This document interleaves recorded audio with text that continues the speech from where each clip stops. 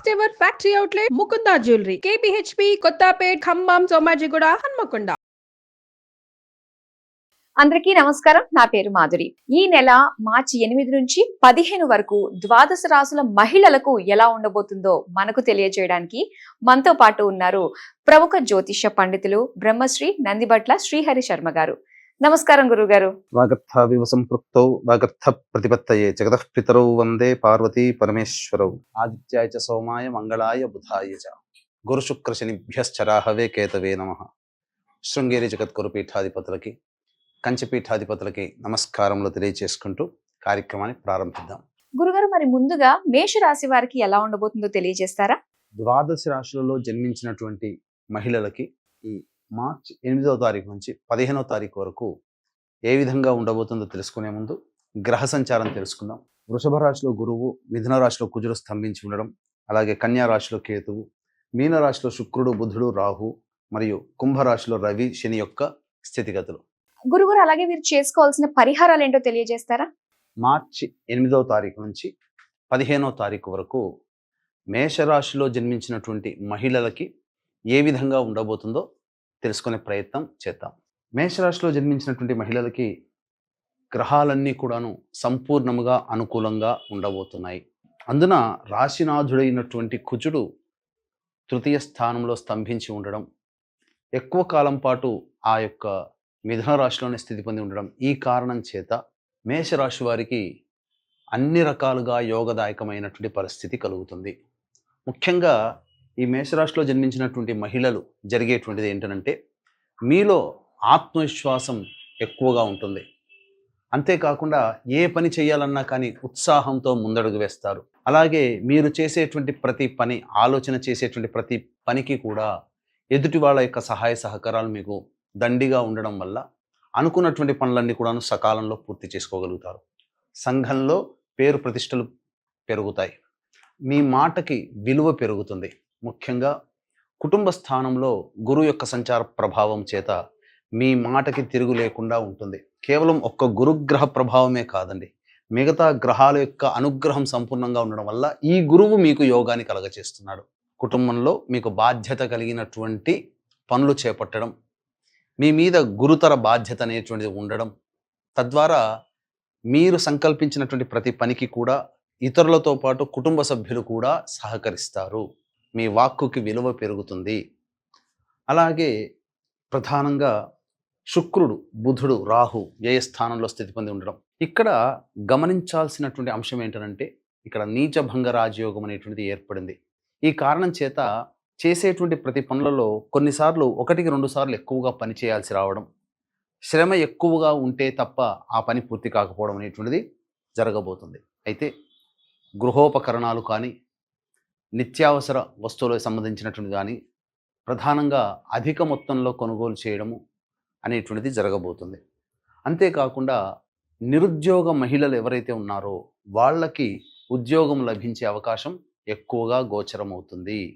కాబట్టి ఏదైనా ప్రయత్నం చేయాలి అని అనుకుంటే ఇప్పుడే ప్రయత్నం చేయండి. 15వ తారీఖు లోపల గ్రహాలు అనుకూలంగా ఉన్నటువంటి కారణం చేత మీకు తప్పకుండా ఉద్యోగము లభించి తీరుతుంది.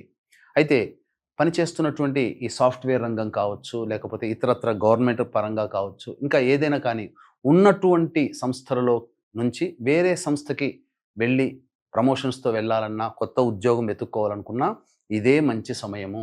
అన్ని రకాలుగా యోగదాయకంగా ఉన్నటువంటి స్థితి. అంటే ఒక్క బుధగ్రహము తప్ప అన్ని గ్రహాలు కూడా అనుకూలంగా ఉన్నటువంటిది ఈ మేషరాశిలో జన్మించినటువంటి మహిళలకి.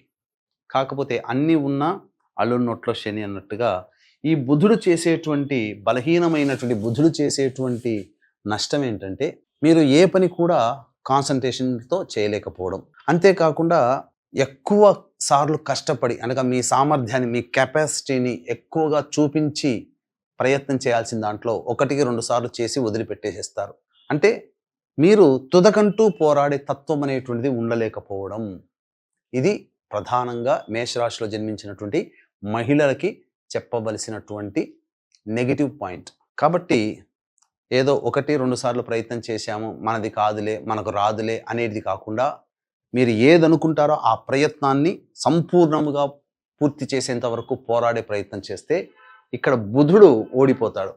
మిగిలిన గ్రహాలన్నీ కూడా మీకు యోగించేటువంటి సమయం మీకు మంచి సమయంగా ఉంది, ఇది చెప్పవచ్చు.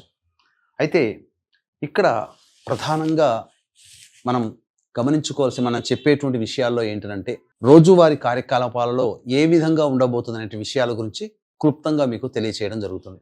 అయితే ఏ వృత్తుల్లో ఉన్నటువంటి వాళ్లకు అనంటే అన్ని రకాలైనటువంటి వ్యాపారములలో ఉన్నటువంటి వాళ్ళకందరికీ కూడా అనుకూలంగా ఉండేటువంటి సమయం కాబట్టి ఈ వ్యాపారస్తులు ఆ వ్యాపారస్తులు అనేది కాకుండా అందరూ కూడా లాభపడేటువంటి సమయం 8వ తారీఖు నుంచి 15వ తారీఖు వరకు. కాబట్టి అంది వచ్చినటువంటి అవకాశాన్ని సద్వినియోగపరచుకోండి. ఇక రోజువారీ కార్యక్రమాలు చూసుకున్నట్లయితే 8, 9 తారీఖుల్లో మీరు అధిక ఉత్సాహంతో అలాగే ఆనందముతో అన్ని పనులని చేపడతారు, పూర్తి చేసుకోగలుగుతారు. ముఖ్యంగా ధనపరమైనటువంటి సమస్యలన్నీ కూడాను తీర్చుకోగలుగుతారు.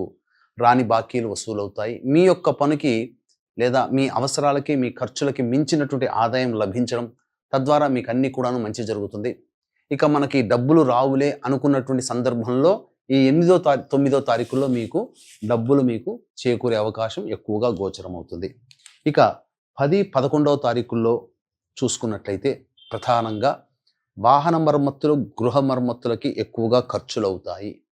అంతేకాకుండా ప్రశాంతత లేని జీవితాన్ని గడపాల్సినటువంటి పరిస్థితి, చికాకుగా ఉంటుంది. ఇంట్లో ఉంటే చికాకుగా ఉంటుంది. అంతేకాకుండా ప్రధానంగా చూసుకున్నట్లయితే ఇక్కడ వాహనాన్ని నడిపేటప్పుడు మీరు జాగ్రత్తలు పాటించాలి. తల్లిగారి ఆరోగ్యం పట్ల శ్రద్ధ వహించాలి. ఇక 12, 13, 14 తారీఖుల్లో ఇది ప్రధానంగా మీకు అనారోగ్యం చేసేటువంటి అవకాశాలు గోచరమవుతున్నాయి. కాబట్టి మీ ఆరోగ్యం పట్ల శ్రద్ధ వహించాలి.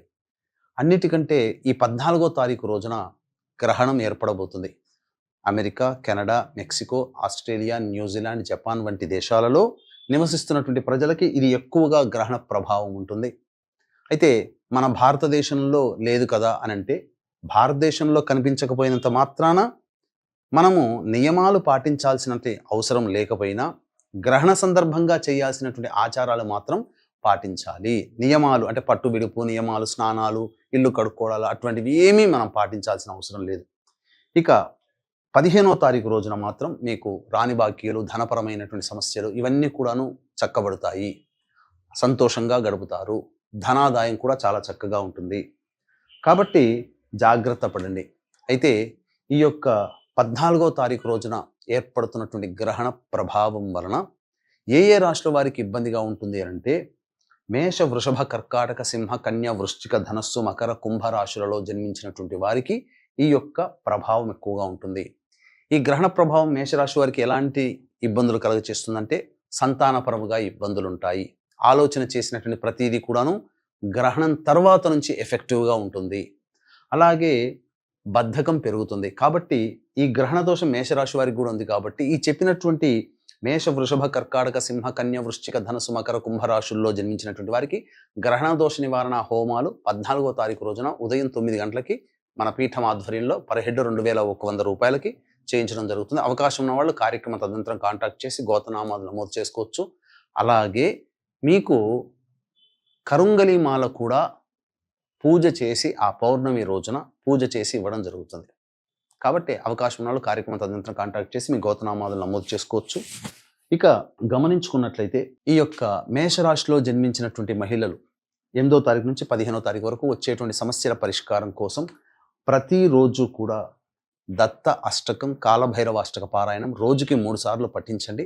సంపూర్ణంగా సమస్యలు అనేటువంటివి తీరుతాయని చెప్పవచ్చు. ఇప్పుడు చెప్పినటువంటి విషయాల కంటే ఇంకా విభిన్నంగా మీ యొక్క జీవితం ఉంది అని అంటే మీ యొక్క జన్మజాతకంలో నడుస్తున్నటువంటి గ్రహ దశాంతర దశల యొక్క ప్రభావాలు కావున దగ్గరలోని మంచి ఉపాసనా పొరలైనటువంటి జ్యోతిష్యులను సంప్రదించి వారి సలహాలు సూచనలు పాటించినట్లయితే మరింత మెరుగైనటువంటి జీవితాన్ని పొందుతారు. నిరుద్యోగస్తులకి మంచి అవకాశము, ఉద్యోగం లభించి తీరుతుంది. వివాహం కావాల్సినటువంటి అబ్బాయిలకి అమ్మాయిలకి వివాహము కూడా నిశ్చయమయ్యే అవకాశాలు ఉంది. కాబట్టి ప్రయత్నం చేయండి. అలాగే ఇంకా సంతానపరంగా ఇబ్బంది పడుతున్నటువంటి వాళ్ళకి చక్కటి సంతాన యోగ్యము, విదేశీయానము, విదేశీ విద్యకు సంబంధించి చేయు ప్రయత్నాలన్నీ కూడాను కొలిక్కి వస్తాయి. అన్ని వ్యాపార, వృత్తి, ఉద్యోగ వ్యాపారాల్లో ఉన్నటువంటి వాళ్ళకి ఆనందదాయకంగా ఉంటుందని చెప్పడంలో ఏమాత్రం సందేహం లేదు. సర్వం శ్రీ ఉమామహేశ్వర పరబ్రహ్మార్పణమస్తు. మేషరాశి వారి ఫలితాలు తెలియజేసినందుకు ధన్యవాదాలు గురువుగారు.